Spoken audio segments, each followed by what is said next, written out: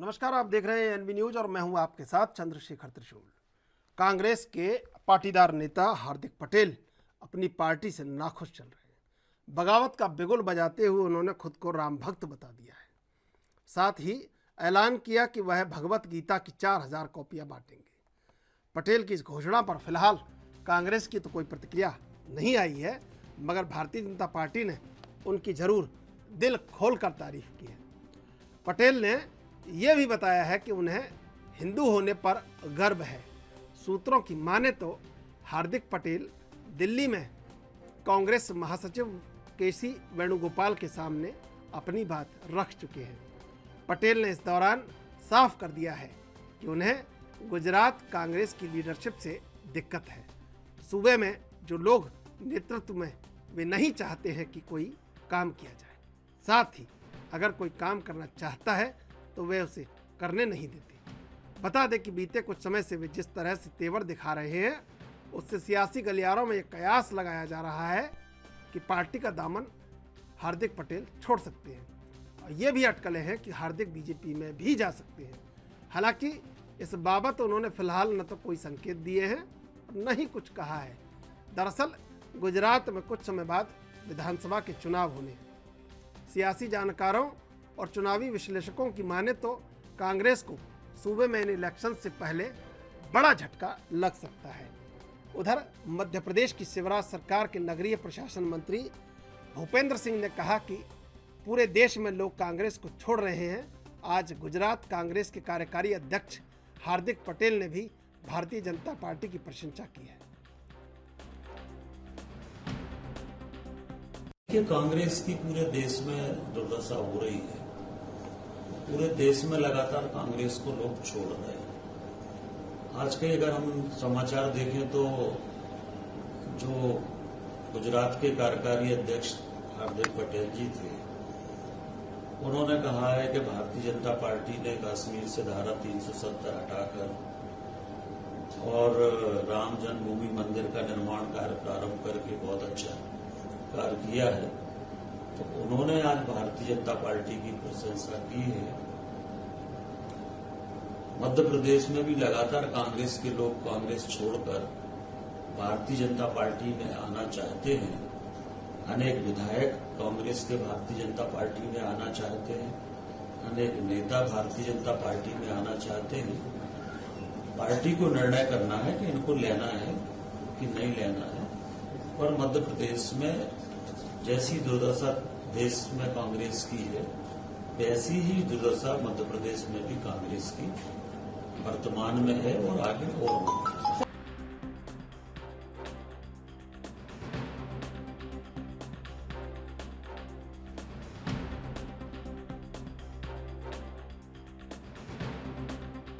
गुजरात में पाटीदार आंदोलन के नेता हार्दिक पटेल 16 महीने में ही प्राथमिक सदस्य थे और सदस्य से कार्यकारी अध्यक्ष हो गए और इसके बाद लगातार कांग्रेस से जुड़े हुए रहे, लेकिन अब चुनाव से पहले विद्रोही तेवर अख्तियार कर रहे हैं और निश्चित रूप से कहीं ना कहीं राजनीतिक समीकरण में अपने आप को एक कहीं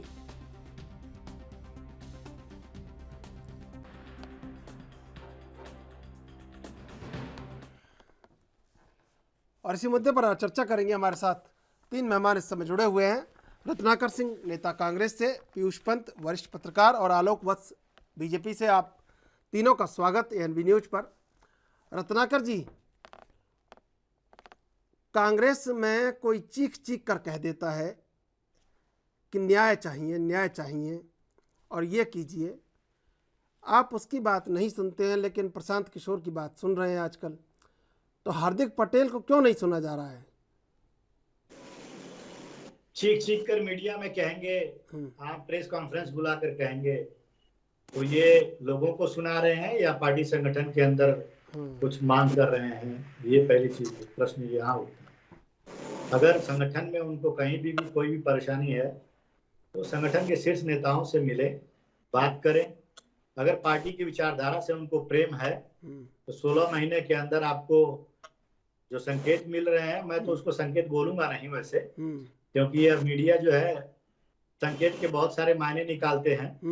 अगर हनुमान चालीसा बांटना, रामचरितमानस बांटना ये संकेत है कि कांग्रेस पार्टी से वो दूर जा रहे हैं, तो शायद मेरे लिए भी संकेत है। तो फिर मैं तो हर रोज पूजा अशोक पाठ गहलोत करता ने भी हूं। अशोक गहलोत ने भी सुंदरकांड करवाया है अभी जयपुर में। हाँ हाँ, जी, तो फिर वो अशोक गहलोत भी संकेत मिल रहा है कि वो भी दूसरी पार्टी में जाएंगे। बिल्कुल। ये सब चीजें बेमानी है, ये मीडिया के जो है एक परसेप्शन, पब्लिक परसेप्शन है जो क्रिएट कर रही है कि कांग्रेस पार्टी कहीं हिंदू विरोधी है, और जो लोग वो लोग हिंदू हैं जो हनुमान चालीसा पढ़ना जानते हैं, वो लोग हिंदू हैं जो रामचरितमानस का पाठ करते हैं, जो हनुमान चालीसा बांटते हैं, पूजा करते हैं, वही लोग सिर्फ हिंदू हैं। बाकी उसके अलावा सब लोग जो है वो गद्दार हैं, देश के गद्दार हैं, उनको राष्ट्र प्रेम नहीं है। तो ये पब्लिक परसेप्शन क्रिएट किया जा रहा है, जो कहीं ना कहीं ये प्रोपेगेंडा चलाया जा रहा है, उसमें ये सफल भी होते दिख रहे हैं। क्योंकि आने पिछले जो 5 राज्यों में जो चुनाव हुए हैं, उन चुनाव के नतीजा भी यही कहते हैं कि पब्लिक में अपना परसेप्शन क्रिएट करने में कहीं ना कहीं सफल हुए हैं। लेकिन कांग्रेस पार्टी जनता से जुड़े हुए जो मुद्दे हैं, उन मुद्दों के ऊपर आवाज उठाती रहेगी, बोलती रहेगी। महंगाई, बेरोजगारी, महिला, किसान, शिक्षा, अस्पताल, ये सारे मुद्दों पे वो अपनी बात करती रहेगी।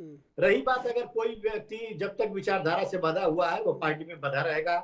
जिस दिन उसको लगता है कि दूसरी पार्टी में जाना उसके लिए ज्यादा फायदेमंद होगा, निजी हित वो सोचेगा, हाँ, पार्टी से बड़ा उसका व्यक्ति हो जाएगा, देश से बड़ा व्यक्ति हो जाएगा, तो वो इस तरह की पार्टियां बदलते रहते हैं। ये हार्दिक पटेल ही नहीं, बहुत सारे लोग ऐसे उदाहरण मिले हैं, ज्योतिरादित्य सिंधिया और बहुत सारे लोग ऐसे हैं, जो जतिन प्रसाद, बहुत सारे लोगों ने व्यक्तिगत हित के चलते पार्टी को छोड़ा है। तो अगर कोई व्यक्तिगत हित के चलते पार्टी को छोड़ने का काम करेगा तो उससे पार्टी कोई कमजोर नहीं होती है। एक चला जाता है, दूसरा आता है। तो ये तो राजनीति का एक अंग है। लोग छोड़ते हैं, फिर आते हैं, फिर छोड़ते हैं, फिर आते हैं।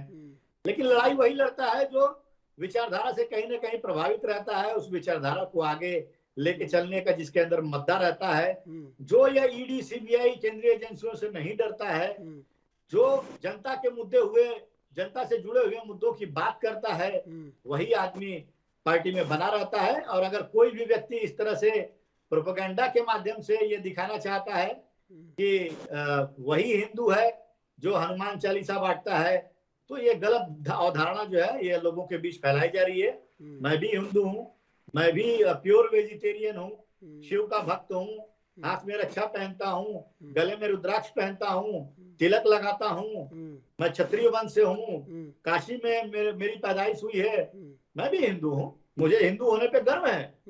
लेकिन आपने क्या है रत्नाकर जी समय से बताया नहीं, समय से बता देती तो जरूरत नहीं पड़ती, समय से नहीं बता पाए, ये एक कमी रह गई शायद। प्रश्न आपका समझा नहीं, समय से बता नहीं। समय से बीजेपी ने बता दिया समय से कि कौन हिंदू है, कौन क्या है, आप बताने में देरी कर गए, उन्होंने बता दिया, ब्रांडिंग कर दी। यही यूएसपी है उनकी, राष्ट्रवाद, हिंदुत्व, और उन्होंने तमाम चीज़ों पर कब्जा कर लिया। राम, हनुमान चालीसा, श्रीमद् भागवत गीता और बुलडोजर और बहुत सारे शब्द हैं जिन पर कब्जा हो जाएगा। आप नहीं बता पाए उन्हें। कब्जा तो ये सरदार पटेल पे भी कर रहे हैं। हाँ, कोई आम आदमी पार्टी भगत सिंह पे भी कब्जा कर रही है, कोई भगत सिंह, आम आदमी पार्टी भगत सिंह पे कब्जा कर रही है, कोई सरदार पटेल पे कब्जा कर रहे हैं। हम इन चीजों से दूर हैं, हम इन चीजों को नहीं मानते हैं। कारण उसका ये है, मैं आऊंगा आपके पास, इस देश की आजादी में, ठीक है, इस देश की आजादी में सारे लोगों का योगदान है। और जो सरदार पटेल को वो अपना मानते हैं, वो सरदार पटेल कांग्रेसी थे, ये क्यों भूलते हैं? चलिए मैं आ रहा हूँ। आदमी पार्टी भगत सिंह को आदर्श मानती है, आता हूँ मैं, गांधी जी का फोटो रत्नाकर जी आता हूँ। आलोक जी, तमाम चीजों पर कब्जा होता जा रहा है, श्री राम, फिर हनुमान जी, फिर हनुमान चालीसा, श्रीमद् भागवत गीता, बुलडोजर और जाने क्या क्या। अब फिर कांग्रेस के लिए कुछ बचा नहीं है, और अभिनंदन भी ले लिया और हार्दिक भी लेने वाले हैं। तो फिर क्या इरादा क्या है दरअसल, ये बताइए। मैं बहुत खुश हूँ कि रत्नाकर जी ने कहा कि मैं हिंदू हूँ और मैं ये सारे कार्य करता हूँ और शिव भक्त हूँ। तो इनको मैं जानकारी दे दूँ कि कि इनके 300 साल पुराने मंदिर को राजस्थान में गहलोत सरकार ने आज विध्वंस करके मिट्टी में मिला दिया। तो ये 300 साल पुराना मंदिर अलवर में, तो बताइए कि ये कौन सा हिंदुत्व का पाठ पढ़ाते हैं। और एक नहीं 3 मंदिर तोड़े गए। अगर मान लीजिए वो बाधक था, अवरोध था, वहाँ कोई डेवलपमेंट आना था, उसमें उसके कारण बहुत ज्यादा अवरोध, उसका स्थानांतरण करते थे, उसकी प्राण प्रतिष्ठा वहां जाके बसाते लोगों को। लेकिन एकाएक हम बुलडोजर चलाते हैं माफिया पर, हम बुलडोजर चलाते हैं गुंडों पर, हम बुलडोजर चलाते हैं एक्सटॉर्शनिस्ट पर, हम बुलडोजर चलाते हैं जिन्होंने सरकार का जमीन कब्जा कर रखा है। हम मंदिर पर और आम आदमी पर बुलडोजर नहीं चलाते। नहीं, चर्चा का विषय देखिए बुलडोजर नहीं है, लेकिन हम दरअसल चर्चा ये कर रहे हैं कि गुजरात में हार्दिक भी आपकी बोली बोलने लगे हैं। अब मैं आ रहा था गुजरात से भी, एक एक करके जितने भी कांग्रेस के कद्दावर नेता चलो में जा रहे हैं, और हमने कहा था कि कांग्रेस मुक्त भारत हम बना के रखेंगे। अब ये कांग्रेस मुक्त भारत की तरफ जा रहा है। हार्दिक पटेल भी उसी कड़ी के एक नेता हैं। उन्होंने कहा, आप प्लीज रत्नाकर जी बोलने दी, उन्होंने क्या कहा, मुझे काम नहीं करने दिया जाता है, मैं काम करना चाहता हूँ तो उसमें 2 वोट डालते हैं। फिर उन्होंने कहा कि मैं हिंदू हूँ और मैंने पिताजी के मरने पर भगवत गीता बांटा। फिर उन्होंने कहा कि भारतीय जनता पार्टी की पार्टी है, उनके यहाँ बहुत डिसिप्लिन है, उनका केडर बहुत मजबूत है और डेडिकेटेड ढंग से काम करती है। ये सारी बातें क्या इंगित करती कि भारतीय जनता पार्टी एक मजबूत पार्टी है, एक राष्ट्रवादी पार्टी है, एक लोगों के हित में काम करने वाली पार्टी है। और हर हालत में गुजरात में तो हम सही माने में पूछिए तो केक वॉक करेंगे। वहाँ इतना काम कर रखा है हमने, जनमानस पर हमारे अलावा किसी दूसरे का प्रभाव नहीं है। फिर और अगर ये रत्नाकर जी समय बड़ा सबसे बड़ा विपक्षी दल कांग्रेस ही है वहाँ पर गुजरात में। अगले बार ये सबसे बड़ा विपक्षी दल नहीं रह पाएंगे। इनके वोट बैंक को इनकी कमजोरियों के कारण आप उस पर हावी होता जाए। और आलोक जी, आप पुराने आदमी इसलिए पूछ लेता हूँ आपसे, माधव सिंह सोलंकी ने जो किया था वो तो आप आज तक नहीं कर पाए, 150 के पार तो नहीं जा पाए। आप देखिए तो सही इस बार यही सपना बीजेपी का रहा, कितने पार जाएंगे, यही सपना रहा बीजेपी का कि कैसे माधव सिंह सोलंकी की थ्योरी से पार जाएं। 150 से पार नहीं जा पाए। लेकिन रत्नाकर जी एक वोट से हो या 100 वोट से हो, जीत होती है। लेकिन रत्नाकर जी, आपकी जो पार्टी है वो प्रासंगिक नहीं रही है और नहीं होती जा रही है और उसमें सुना नहीं जा रहा है, ये सब शिकायतें निकल के सामने आ रही है। मैं आपसे जवाब लूंगा, लेकिन पहले लेंगे एक छोटा सा ब्रेक के बाद फिर हाजिर होंगे।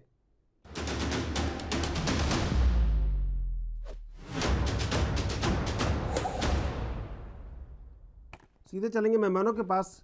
रत्नाकर जी, प्रासंगिक रहने में ये सबसे बड़ा फर्क नज़र आ रहा है कि जो बात कही जा रही है उसको कहीं ना कहीं सुनने में देरी की जा रही है और शायद उससे पहले भाजपा सुन ले रही है उस बात को। देखिए त्रिशूल जी, मैं यही कहूँगा कि भारतीय जनता पार्टी हर वो मुद्दे को भुलाना चाहती है जिसमें कहीं न कहीं धर्म से जुड़ा है, संप्रदाय से जुड़ा है। वो हर मुद्दे, अभी देखिए हम चर्चा कर रहे हैं गुजरात पे और ये बात कर रहे हैं राजस्थान पे, तो ये कोई ऐसी घटना नहीं है जिसको ये भुलाना नहीं चाहते हैं। ये आरोप लगाना जानते हैं सिर्फ। रही बात कांग्रेस पार्टी की, तो कांग्रेस पार्टी जो है जनता से जुड़े हुए मुद्दों के ऊपर ही बात करेगी।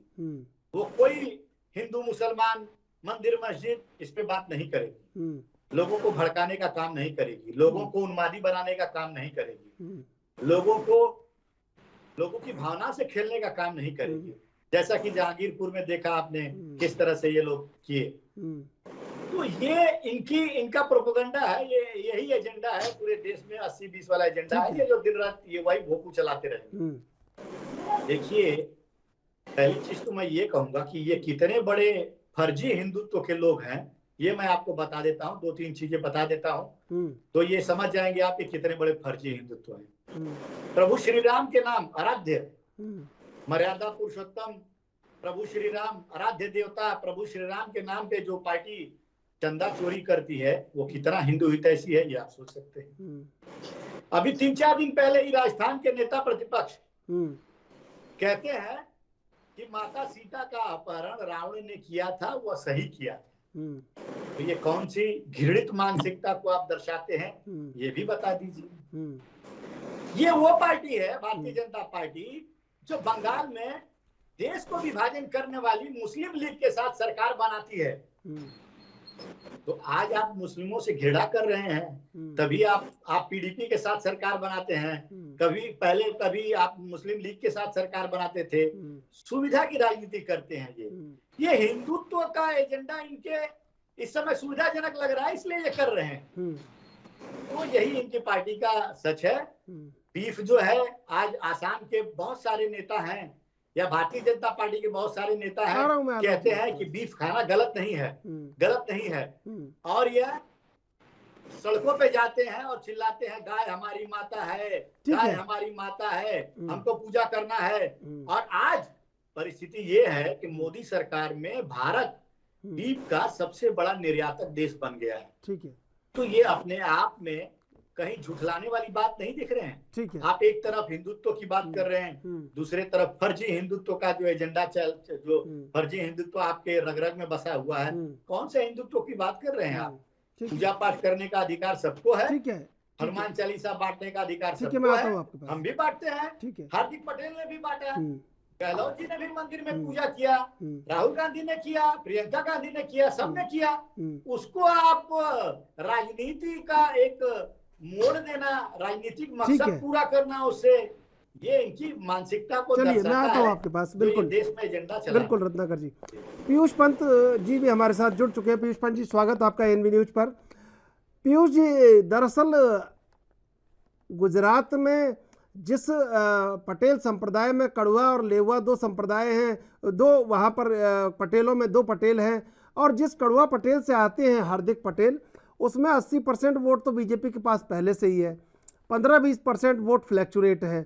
उसमें भी हार्दिक पटेल का इतनी जोरदार तरीके से स्वागत कर दिया अगर उन्होंने कुछ कहा तो दरअसल बीजेपी समझ लेती है कि कैसे चीज़ों को मोड़ना है या कैसे चीज़ों को पकड़ना है, या कुछ और बात है? नहीं, देखिए, बीजेपी तो इस बात को जानती, अच्छी तरह समझती है कि किस तरह से सेंध मारी जाए। सेंध मारी बहुत अच्छी करती है बीजेपी, और खासकर जो है कांग्रेस, चूंकि ज्यादातर राज्यों में कांग्रेस ही जो है उस विपक्षी पार्टी होती है, क्योंकि तो चुनाव में जो है 2 ही पार्टियां होती हैं ज्यादातर, कांग्रेस और भारतीय जनता पार्टी। तो ज्यादातर जो है कांग्रेस को कमजोर करने के लिए जो है भारतीय जनता पार्टी जो है वो सेंधमारी करती है कांग्रेस पार्टी में। और अगर वहां का कोई व्यक्ति जो है, या कहिए कोई वहां का राजनेता या वहां का कोई पदाधिकारी या विधायक कोई जो है, अगर वो खुद ही इस तरह के स्टेटमेंट दे देता है जो कांग्रेस के हाईकमान के खिलाफ जाता हो, या उनकी आलोचना करता हो, या कहीं संतोष दिखाता हो, तो तुरंत जो है भारतीय जनता पार्टी जो है उसको पकड़ लेती है, ग्रैब कर लेती है। ये हम लगातार देखते रहे हैं इसका, और ठीक भी है भाई। देखिए, अपने, हालांकि मैं मानता हूं कि भारतीय जनता पार्टी जिस तरह का ये दावा करती है कि उनका 4 चेहरा चरित्र जो है पहले से दावा करते रही अलग है, और वो एक अलग पार्टी है, लेकिन वो ज्यादातर आप देखें तो इधर के कुछ सालों में लगातार कांग्रेस की उधार ली हुई पार्टी बन गई है। वो कांग्रेस हो या दूसरी जो पार्टियां हैं, उनसे उनके नेताओं को अपनी पार्टी में शामिल करके उनको मंत्री का पद देकर जो है वो बनी है। तो लेकिन ये उसका फायदा है, चूंकि उसको मिलता है, इसलिए वो ऐसा करती है। तो मुझे जहां तक हार्दिक पटेल का सवाल है, देखिए, हार्दिक पटेल को लेने से कोई खास फायदा बीजेपी को नहीं होगा, लेकिन एक पॉलिटिकल मैसेज जाएगा, और कांग्रेस जो है और कमजोर होने की संभावना बढ़ जाएगी, क्योंकि ये एक इंप्रेशन बनेगा जनता के बीच में कि देखो, हार्दिक पटेल भी बहुत जो बड़ी उम्मीद के साथ आए थे कांग्रेस में, और उनको लाया गया था, उनको कार्यकारी अध्यक्ष बनाया गया था, अब वो जो है वहां से छोड़ के जा रहे हैं संतोष दिखाते हुए। तो ये एक नेगेटिव मैसेज जाता है निश्चित रूप से। तो ये जो पॉलिटिकल मैसेज है वो इम्पोर्टेंट है, क्योंकि हार्दिक पटेल जैसा आपने भी कहा कि बहुत ज्यादा वोट बैंक उनके पास नहीं था, और न तो वो 2019 में कांग्रेस को फायदा पहुंचा पाए पटेल वोट बैंक का, न जो है वो उसके बाद जो म्युनिसिपल कॉर्पोरेशन का जो चुनाव था उसमें कोई फायदा पहुंचा पाए। तो हार्दिक पटेल ने हालांकि ये आरोप लगाया है कि उन्हें कुछ काम करने नहीं दिया गया, और उन्होंने कहा गया कि मैं ऐसा एक कांग्रेस में ऐसा दूल्हा बन के रह गया जिसकी नसबंदी करा दी गई। तो लेकिन उन्होंने भी तो कुछ ऐसा नहीं करके दिखाया। उन्होंने ये कहा कि युवकों को आंदोलन करना चाहिए जो है, लेकिन कहाँ खड़े थे? क्या वो लीड करने आए? क्या उन्होंने क्या लीड करने आए? क्या पटेलों के साथ मीटिंग करी? क्या पटेलों को भाजपा से खींच के लाने का प्रयास किया? नहीं किया। तो सिर्फ आप अपने को पटेल नेता मानिए और आपने एक आंदोलन चलाया था, उस हिसाब आप उसके हिसाब से लोकप्रिय हो गए। तो जरूरी नहीं कि आप जो है क्या, देखिए आज की राजनीति जो हो गई है वो वोट बैंक की हो गई है। आप कितने लोगों को अपने पार्टी में खींच के ले आते हैं और कितने वोट आप हासिल करवा लेते हैं, ये पूरी राजनीति हो गई है। किसी तरह से आप सरकार बनाइए। तो अगर आपकी उपयोगिता वोट बैंक को खींच के लाने का नहीं है, अगर पटेल समुदाय का वोट बैंक आप कांग्रेस में लाने में सफल नहीं हुए हैं, तो आपकी उपयोगिता फिर कांग्रेस में क्या होगी? सीधी सी बात है।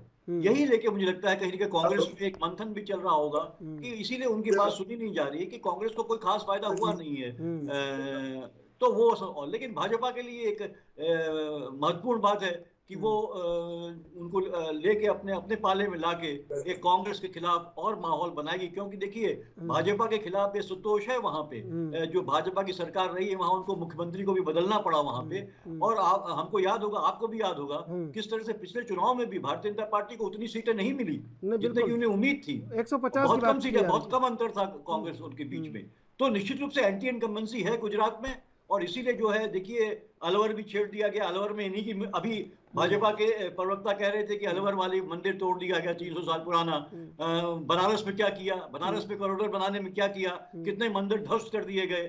वहां अभी भी जो अवशेष मंदिरों के कूड़े में पड़े हुए हैं बनारस में, आप पूछिए वहां छोटे छोटे मंदिर के पुजारी। दूसरा यहाँ पे तो म्युनिसिपल कॉर्पोरेशन में अलवर के जहाँ ये मंदिर तोड़ा गया है वहां भाजपा काबिज है वहां पे। तो भाजपा का ही वो मेयर, भाजपा का ही वो है, और वहां पे जो है कि एसडीएम और तमाम चीजें हैं वो लेके। तो वो भाजपा ने ये राज्य सरकार को भी सूचित नहीं किया, वो म्युनिसिपल कॉर्पोरेशन ने, और ये एक्शन लिया। तो भाजपा वहां उस म्युनिसिपल कॉर्पोरेशन में भाजपा का ही राज चलता है। तो भाजपा ही उसके लिए जिम्मेदार है, और भाजपा ये करवा के दोष दूसरों पे मढ़ देती है। तो ये सीधे सीधे देखिए पूरी की पूरी धर्म की राजनीति करती है भारतीय जनता पार्टी, और उसका फायदा उठाने की कोशिश करती है। यही हम देख रहे हैं कि ये जहांगीरपुरी में जो जहांगीरपुरी से जो इनकी जो कोर्ट ने भी जो खिंचाई करी है, और जो इनके खिलाफ एक चीजें सामने आ रही हैं, उसको डाइवर्ट करने के लिए ये जो है कि अब ये राजस्थान वाला मसला ले आए हैं ये। जबकि उसमें जो जिस म्युनिसिपल कॉर्पोरेशन के आदेश से वो मंदिर वहां से तोड़ा गया है, वहां पे भारतीय जनता पार्टी का ही बोर्ड है वहां पे। तो इसलिए सवाल उठता, उनके ऊपर उठता है। मैं आऊंगा आपके पास। आलोक जी, दरअसल हार्दिक पटेल के आने से क्या बड़ा फायदा भाजपा को नजर आ रहा है, ये आप बताएंगे, लेकिन इससे पहले लूंगा एक छोटा सा ब्रेक के बाद फिर हाजिर होंगे।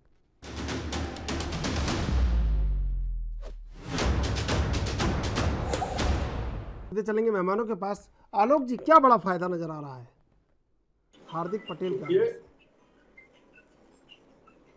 हमारे गुजरात में हार्दिक पटेल आए या कोई और पटेल आए, उससे हमारे वोट बैंक पे कोई असर पड़ने वाला नहीं है। हमारे कार्यों की इतनी मजबूत फेहरिस्त है, इतना दमदार काम किया है वहाँ कि हम वहाँ पर पिछले 2 दशक से राज कर रहे हैं। तो ये जनता के आशीर्वाद से कर रहे हैं। हम कोई वहाँ पर डिक्टेटरशिप में नहीं है। हर वक्त जनता के पास जाते हैं, उनके आशीर्वाद से दोबारा जीत के आते हैं। तो ये जनता का हमारे प्रति, हमारे कार्यों के प्रति एक विश्वास है। और कांग्रेस वहां न कोई रोवन हारा, कोई रोने वाला भी नहीं बच जाएगा। इनके यहाँ जो स्थिति चल रही है, हर महीने कोई न कोई कदावर नेता इनका साथ छोड़ के जा रहा है, और ये उसको रोक नहीं पा रहे हैं। और G23 के जो कदावर नेता है उनको ये पूछ नहीं रहे हैं। यूपी में दौड़ा कौन, प्रियंका गांधी, राहुल गांधी और कोई तीसरा नेता नजर नहीं आया। ये वहां पर 0/0 पे आउट हो गए। ये वही हाल इनका हुआ उत्तरांचल में, वहां भी ये 0/0 पे चले गए। ये सोच रहे थे कि हम सरकार बना रहे हैं, ये शैडो मिनिस्ट्री भी बना लिए थे। वही हाल हुआ इनका मिजोरम, मणिपुर में, वहां भी ये चले गए हवा खाने। किसी तरीके से सरकार फिट निकले कि गोवा में कुछ इज्जत बताई। तो ये तो हर जगह से जो भारत कांग्रेस मुक्त भारत का सपना हमने देखा था, ये उसके ओर अग्रसर हो रहे हैं। और मैं आपके टीवी के माध्यम से ये चेतावनी देता हूं कि समय रहते अगर ये नहीं समझे तो आप इनके वोट बैंक को पर हावी हो जाएगा और इनके सारे वोट बैंक पर उसका बरकत हो जाएगा। ठीक है रत्नाकर लोगों जी, को ठीक है रत्नाकर जी, देखिए बीजेपी जो समझ रही है, मैं आपको बताऊं कि दरअसल जो लेउवा पटेल है वो कहीं कोर वोट है कांग्रेस का, और हार्दिक पटेल अगर बीजेपी के साथ जुड़ते हैं तो उसके युवा वोट में कहीं सेंधमारी हो सकती है। और ये जो ग्रामीण इलाकों में जो रूरल सेक्टर में ये जो वोट है वो आज तक भी कांग्रेस के पास है, और शायद कांग्रेस इसीलिए गुजरात में चुनौती बनी हुई है। लेकिन अब अगर हार्दिक पटेल वहाँ आते हैं तो हालांकि वो तो कड़वा पटेल है, लेकिन 15-20% वो जो वोट बचा हुआ है विरोध में वो फ्लैक्चुएट होना, उसके बाद लेउवा पटेल के जो युवाओं के वोट है वो कहीं अट्रैक्ट होना, ये बीजेपी के लिए बड़ा फायदा है अगर गुजरात में हार्दिक पटेल आते हैं तो, और ये आपके लिए नुकसान है सबसे बड़ा। देखिए त्रिशूल जी, जिस नुकसान को रोकने की आपकी तरफ से कोशिश नहीं की जा रही है, ये बात और है। जब हम लोग पिछला विधानसभा का चुनाव लड़े थे गुजरात में, उस समय हार्दिक पटेल हमारी पार्टी में नहीं थे और हमने तब भी 90 सीट जीता था और बहुत कम सीटें जो शहरी सीटें हैं बहुत कम मार्जिन से हम हारे थे। तो हार्दिक पटेल अगर रहते हैं हमारे साथ तो वो अच्छी चीज है। यदि नहीं भी रहते हैं तो भी हम जनता से जुड़े हुए जो मुद्दे हैं उन मुद्दों के ऊपर अपनी लड़ाई लड़ेंगे और आम आदमी पार्टी रही सही कसर इस बार भारतीय जनता पार्टी की पूरा करेगी। समझ रहे? ये कह रहे थे हम किन किन मुद्दों पे लड़ाई लड़ने वाले हैं इस बार।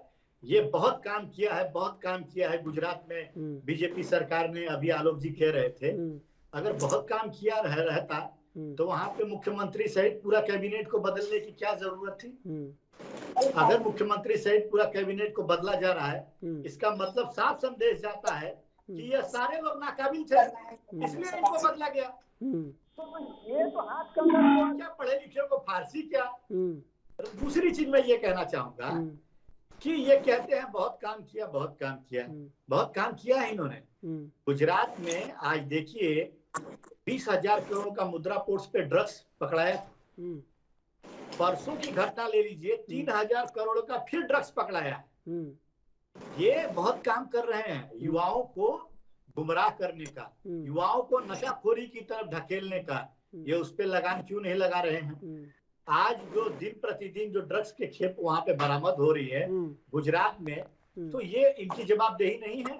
ये कौन सा बड़ा काम कर रहे हैं। गुजरात में ही देश का सबसे बड़ा बैंकिंग घोटाला एबीजी ग्रुप 23,000 करोड़ का करता है। तो ये क्या आप सोए थे इतने सालों से गुजरात में आपकी सरकार है, आप इतने सालों से सोए थे। आप घोटाले पे घोटाले करवा रहे हैं, वहां पे युवाओं को ड्रग्स के नशेखोरी की तरफ आप ढकेल रहे हैं। तो ये आप कौन सा गुजरात का निर्माण कर रहे हैं।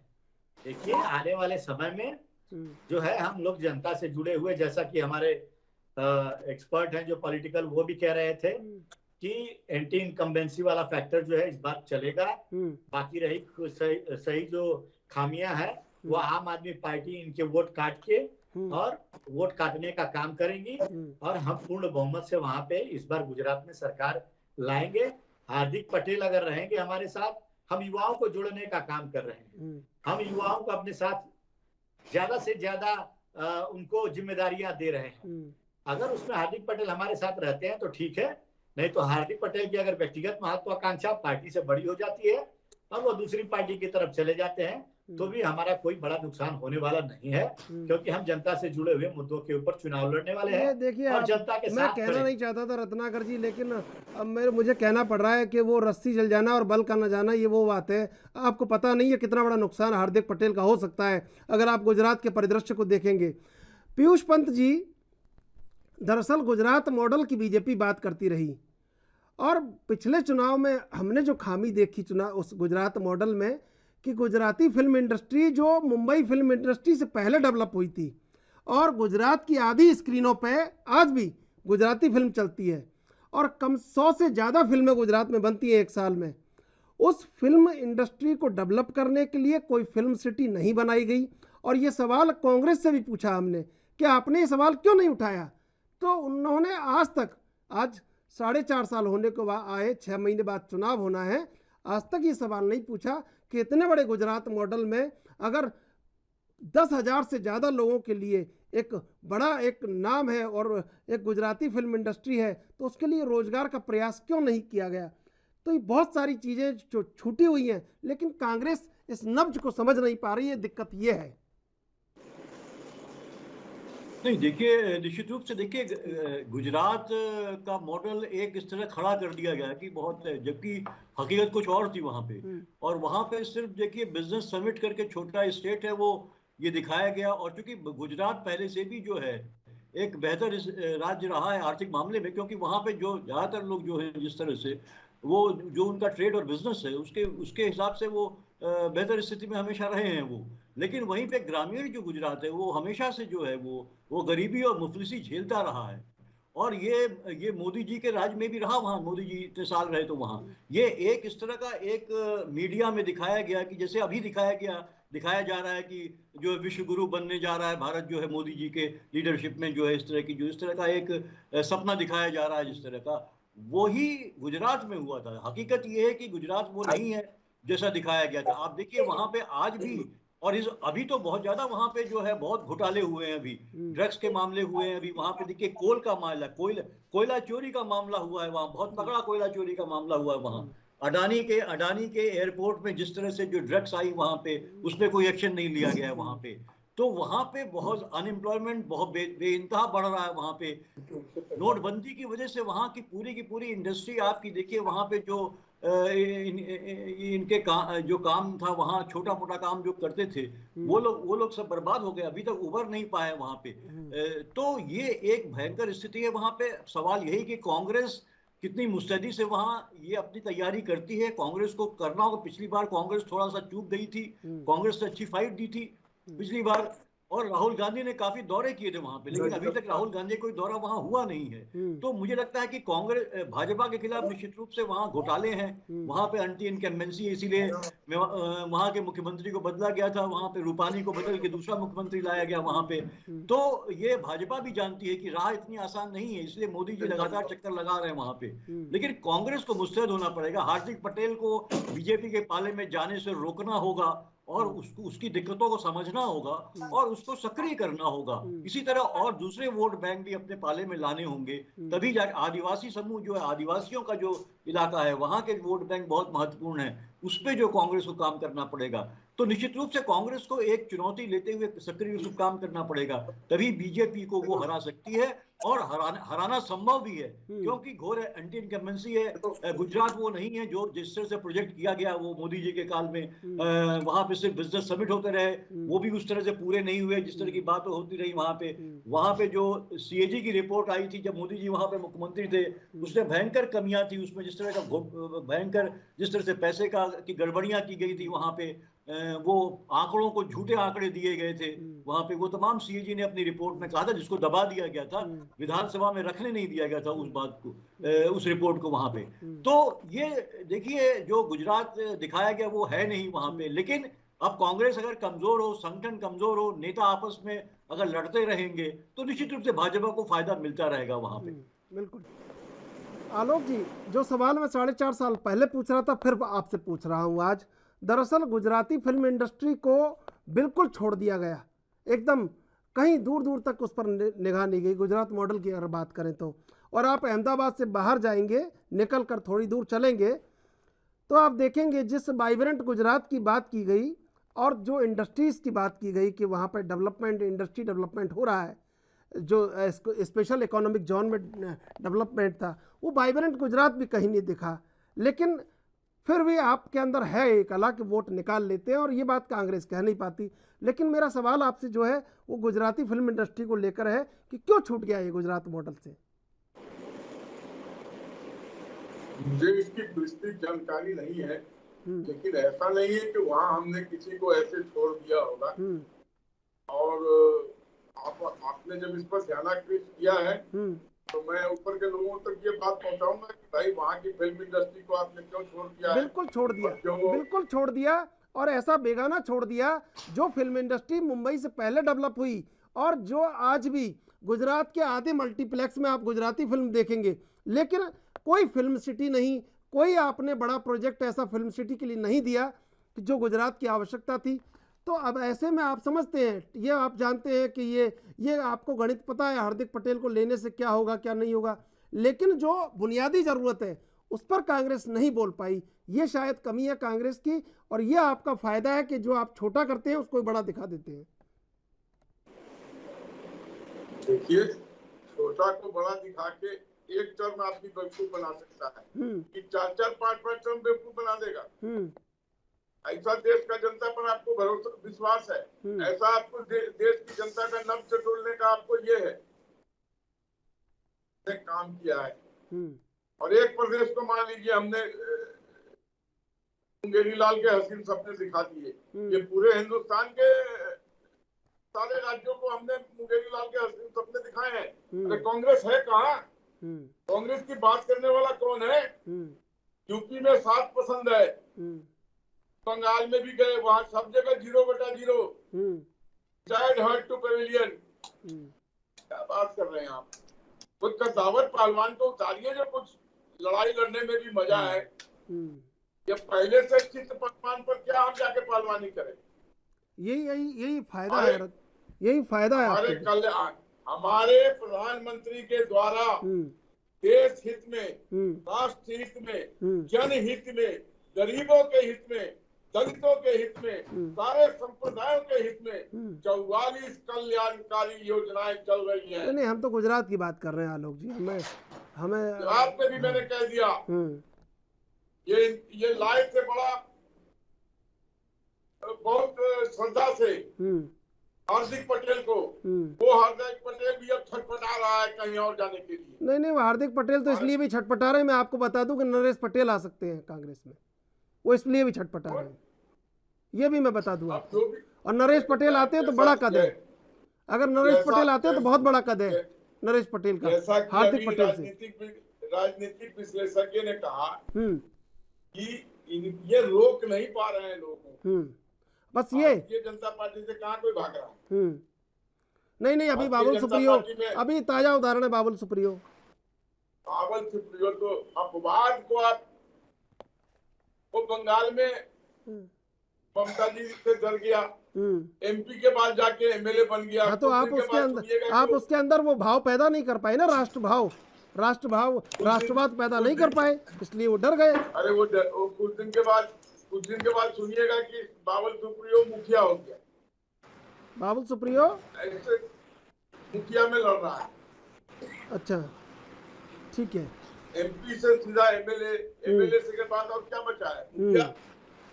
अरे कोई कद्दावर नेता लाइए जिससे हम बात कर सके, इसके साथ हम चुनाव में लड़ सके। ये आपके कहने से स्पष्ट हो गया ना कि सामने कोई है नहीं। कांग्रेस मुक्त भारत की बात की थी। हाँ, सामने कोई है नहीं। मुक्त भारत लगभग बना चुके हैं, लेकिन कांग्रेस युक्त भारत हो रहा है। कांग्रेस मुक्त भारत कहाँ हो रहा है? कांग्रेस युक्त भाजपा होती जा रही है। आलोक जी क्या बात कर रहे हैं? क्या बोला आपने? कांग्रेस युक्त भाजपा होती जा रही है। जतिन प्रसाद पीडब्ल्यूडी मिनिस्टर हो गए, हेमंत बिश्व शर्मा मुख्यमंत्री हो गए, और हम 50 नाम गिना सकते हैं आपको।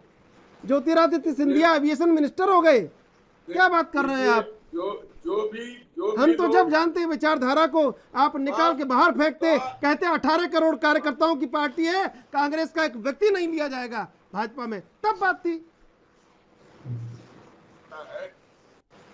गाँव में चीजों पे फाइट करना पड़ता है राजनीति। तो ये और राजनीति यही तो हम पूछ रहे हैं आपसे। राजनीति में कोई गैर नहीं होता। हाँ, यही तो बात है ना। अगर वो लोग अच्छे हैं, ईमानदार हैं। हाँ, आज देखिए क्या हाल किया विश्वकर्मा ने आसाम का। एक सही प्रशासन अंकुश है विश्वकर्मा के ऊपर। ठीक है, चलिए मैं आऊंगा आपके पास। थोड़ी मनमानी चलने देंगे। बिल्कुल रत्नाकर जी, देखिए आप सुन रहे हैं ना आलोक वक्त जो कह रहे हैं, आपके अंदर वो ताकत नहीं बची है। और जो ताकत आप, ये जो मैंने कहा ना, आपको बुरा लगेगा, लग जाए, अच्छा है।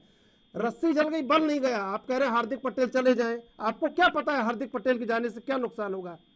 जो युवा पटेल संप्रदाय है, युवा पटेल का वोट है, कड़ुआ और लेउआ पटेल दोनों टूटेगा। लेकिन आप नहीं समझ पा रहे, आपको लगता है कि सब चले जाएंगे तो भी हम बचेंगे। ये आपके अंदर एक दोष है। और सबसे बड़ी बात कि जिन नेताओं को 40 साल हो गए कांग्रेस में, उनको प्रशांत किशोर समझा रहे हैं कि भाई कांग्रेस को ऐसे बचाना है। बताइए, ये कमी नहीं है? कौन नहीं जानता कि गैर गांधी परिवार से अध्यक्ष होगा तो कांग्रेस जिंदा हो जाएगी, कांग्रेस पुनर्जीवित हो जाएगी। लेकिन ये बात प्रशांत किशोर ने बताई तो आपको समझ में आई, और हम पूछेंगे तो आपको बुरा लगेगा। लेकिन हमारा फर्ज है कि आपसे पूछें ईमानदारी से, जैसे बीजेपी से पूछ रहे हैं। नहीं आलोक जी, मेरा सवाल रत्नाकर जी से। आलोक जी, मेरा सवाल रत्नाकर जी से। रत्नाकर जी, देखिए त्रिशूल जी, सबसे पहले तो मैं ये कहना चाहूंगा कि मैंने ये नहीं कहा कि हार्दिक पटेल जी चले जाए। हमने कहा आपने भाई, आपने कहा रत्नाकर जी, और आप बड़े प्रबुद्ध व्यक्ति हैं, तो मैं कह रहा हूँ आपसे, सुन लीजिए मैंने क्या कहा। अब शब्दों के मायने दूसरे तरीके से मत रखिए। मैंने ये कहा है कि कांग्रेस पार्टी एक विचारधारा वाली पार्टी है और विचारधारा से कोई पार्टी चलती है, ठीक है। अगर हम युवाओं को जोड़ रहे हैं, हम लोगों को अपने साथ जोड़ रहे हैं, कोई व्यक्ति अगर हमारे साथ जुड़ा है हमारी विचारधारा से प्रभावित होकर के, तो वह जुड़ा है। अगर कोई भी व्यक्ति हो, चाहे हार्दिक पटेल हो या कोई भी एबीसीडी व्यक्ति हो, मैं सबके बारे में कह रहा हूँ, मैं हार्दिक पटेल के बारे में, अगर उसकी व्यक्तिगत महत्वाकांक्षा पार्टी से ऊपर, देश से ऊपर हो जाएगी। मैं आऊंगा रत्नाकर जी, पहले लेंगे एक छोटा सा ब्रेक के बाद फिर हाजिर होंगे।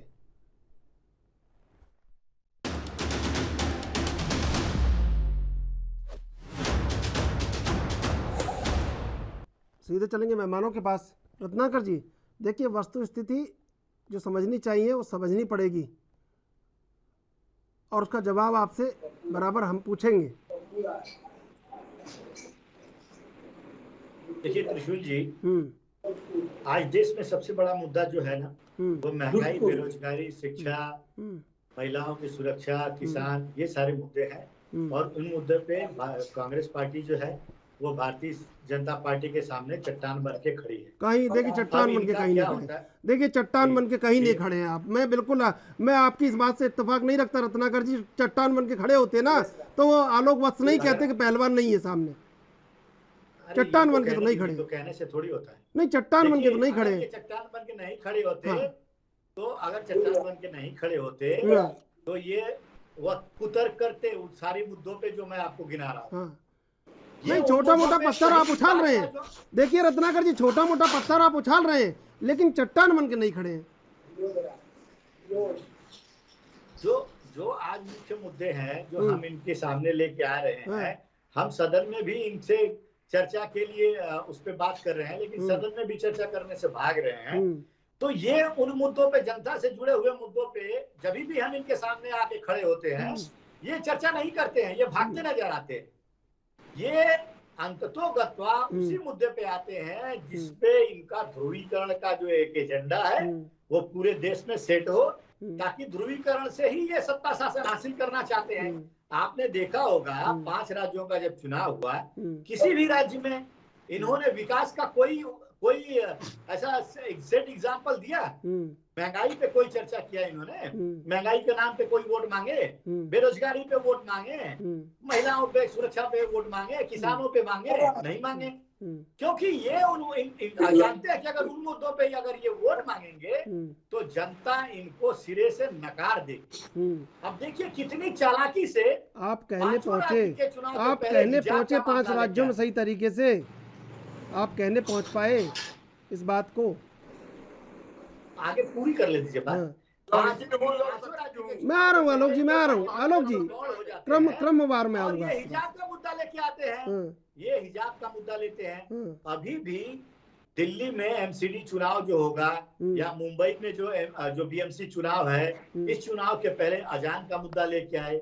तो ये जो है लोगों को प्रोवोक करने की कोशिश कर रहे हैं, जिससे कि लोगों के मन में ये घिर जाए, ये भावना बैठ जाए कि कांग्रेस पार्टी जो है वो हिंदू के हित की बात नहीं करती है, वह दूसरे समुदाय के सिर्फ हित की बात करती है, जबकि यह बिल्कुल गलत बात है।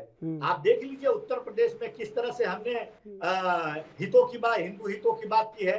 आप लखीमपुर की ही घटना को देख लीजिए, किसानों का मुद्दा था, प्रियंका गांधी ने कितने जोरदार और पुरजोर तरीके से उस मुद्दे को उठाया था। उन्नाव की घटना को ले लीजिए, हाथरस की घटना को ले लीजिए, सारे मुद्दों को तो लेकिन प्रभाव नहीं पड़ा, प्रभाव नहीं पड़ा, कैंपेन सफल नहीं हो पाया। मैं आऊंगा आपके पास। पीयूष पंत जी, पीयूष जी, मुझे आपके चेहरे से पता चल रहा है बहुत सारे सवाल, बहुत सारे जवाब आपके भीतर उपज रहे हैं, लेकिन दो पंक्तियां मैं पहले बोल देता हूं, फिर आपसे जवाब ले लूंगा, क्योंकि बहुत सारे जवाब हैं आपके पास बात सुनकर कि राजनीति का असली चेहरा बहुत घिनौना लगता है, सिंहासन के आगे भारत सबको बौना लगता है। शायद यही बात है। नहीं, बहुत सही, बहुत सटीक बात कही आपने। बिल्कुल, राजनीति का चेहरा एकदम देखिए बदतर होता चला जा रहा है, घिनौना होता चला जा रहा है। आप वोट हासिल करने के लिए राजनीतिक दल जो है किसी भी स्तर तक पहुंच जा रहे हैं, यहाँ तक कि लोगों को बांट दे रहे हैं, और ये नहीं सोच रहे हैं कि वो एक इंसानियत का किस तरह से नुकसान कर रहे हैं वो, और इस देश और समाज का नुकसान कर रहे हैं वो। क्योंकि आप लोगों को बांट के आप जो है कि वोट अगर हासिल कर लें तो उसका जो है कि दूरगामी खराब प्रभाव पड़ता है वो। क्योंकि देखिए ये देश हमारा जो बना है वो देश बना है तमाम बहुल संस्कृतियों को मिलके बना है, बहुल धर्मों को मिलके बना हुआ है। यहाँ हर तरह के लोगों को अपने अपने हिसाब से रहने का एक खुला वातावरण है, खुली आजादी है, और उसको खत्म करने की कोशिश हो रही है। और उसके आधार पे आप ये पोलराइज करके वोट लेने की कोशिश हो रही है। तो ये निश्चित रूप से देखिए इसका एक दूरगामी बुरा प्रभाव पड़ने जा रहा है, ये मुझे लगता है। और आपने जो पंक्तियां, बहुत मौजूद पंक्तियां हैं जो आपने पढ़ी, और जो बिल्कुल राजनीति एकदम का विभत्स चेहरा सामने आ रहा है, उसके लिए हिंसा भी की जा सकती है वोट लेने के लिए, सत्ता में आने के लिए, उसके लिए हत्याएं भी की जा सकती हैं, और जो है बलात्कार भी किए जा सकते हैं, और कुछ भी किया जा सकता है। तो मतलब इस तरह की बातें हो रही हैं। वहां पे आप जो है ट्रैक्टर भी चढ़ा सकते हैं, वहां पे आप जो है गाड़ी भी चढ़ा सकते हैं, किसानों के ऊपर आप कुछ भी कर सकते हैं। तो ये इस तरह की चीजें हो रही हैं, तो निश्चित रूप से ये बहुत चिंता का विषय है। और मुझे लगता है कि ये जनता को सोचना होगा कि क्या धर्म उनका निजी जीवन का चीज है, या धर्म राजनीति का एक हिस्सा है, और धर्म के आधार पे क्या राजनीति करनी चाहिए, धर्म के आधार पे क्या सत्ता मिलनी चाहिए। पीयूष जी, मैं बीच में रोक रहा हूँ आपको। पीयूष जी, मैं बीच में रोक रहा हूँ। दो बातें आपने सुनी। रत्नाकर जी ने कहा कि हम चट्टान की तरह खड़े हैं बीजेपी के सामने, और आलोक वत्स जी ने कहा कि हमारे सामने मजबूत पहलवान नहीं है, इसलिए हमसे बात ना करो। ये दोनों का जवाब मैं आपसे चाहूंगा। मैं एक सेकंड बोल लूं? नहीं, देखिए आप सुन लीजिए रत्नाकर जी, सुन लीजिए, मैं आऊंगा आपके पास। मैं दोनों का जवाब आपसे चाहूंगा। पीयूष जी, नहीं, एक बार आप दोहराएंगे क्या? पीयूष जी, देखिए आलोक वत्स जी ने कहा कि हमारे सामने कोई कद्दावर मजबूत पहलवान नहीं है, तो हमसे बात ना करो। और रत्नाकर सिंह जी ने कहा कि हम बीजेपी के सामने चट्टान की तरह खड़े हैं। दोनों बातों में कितना फर्क है, आप बताइए जरा। देखिए, एक तो आलोक जी की बात है, क्योंकि वो उनकी पार्टी लगातार जीत हासिल करती जा रही है, इसलिए वो एक दंभ आ जाता है।